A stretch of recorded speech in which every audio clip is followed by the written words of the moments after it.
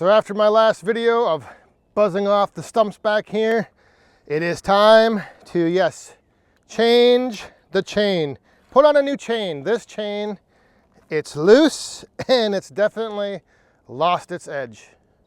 Now the teeth on this chain are not too bad. They're not like banged up and nicked up. It's just that they just don't have an edge anymore. They're just very dull. Like I can just rub my finger against it. No tackiness, no grab, nothing.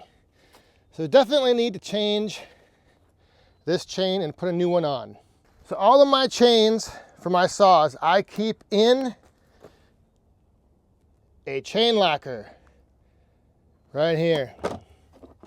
And this handy little tool keeps all of my chains for the 500i nice and neat and organized. So I can just grab a new one out of there. It's not tangled up. It just makes it so much easier to swap out chains. So I have in here 3 that are still sharp. I do have another chain locker. And this is, you guessed it, this is for my chains that need to be sharpened.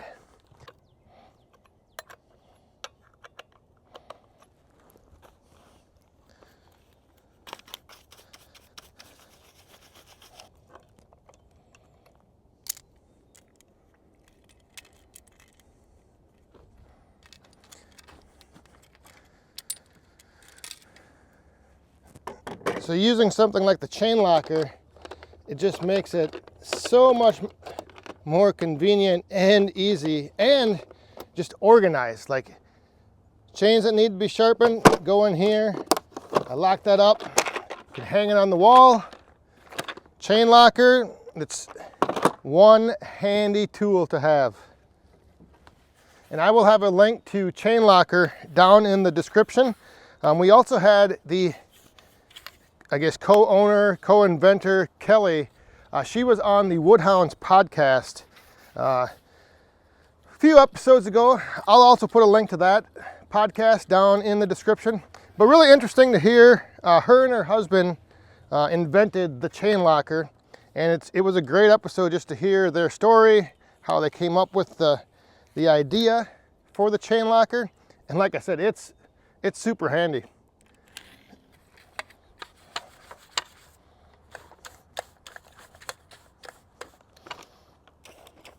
All right, so now I'm ready to put on a new chain. I go to my chain locker and look at that. You just pull out your chain and it is ready to go. No untangling, no messing around. It's just grab and go. Ooh, and this chain is actually looking like this might be the last of it. These teeth are getting pretty wore down.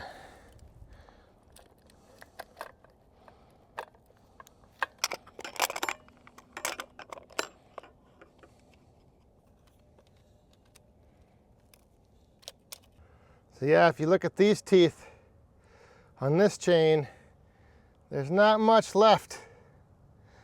So this might be the last run I get with this chain. But it should be enough to get through. So what I've got over here, I've got the stumps. I want to cut these down a little bit, get these prepped and ready to split into the shelter. I'm not sure if I'm going to get to that right now. I've got some of the elm that I had. So I've got that one sitting there. I've got these few over here. And this stuff, all this elm, the stumps, all of this is just going to be split for boiler wood for my personal use. I know one of these stumps did have, I think 1 or 2 of them had some barbed wire fencing running through it. So there is a chance that that chain may definitely, this may be its last run if I rip in any of that barbed wire. We'll find out.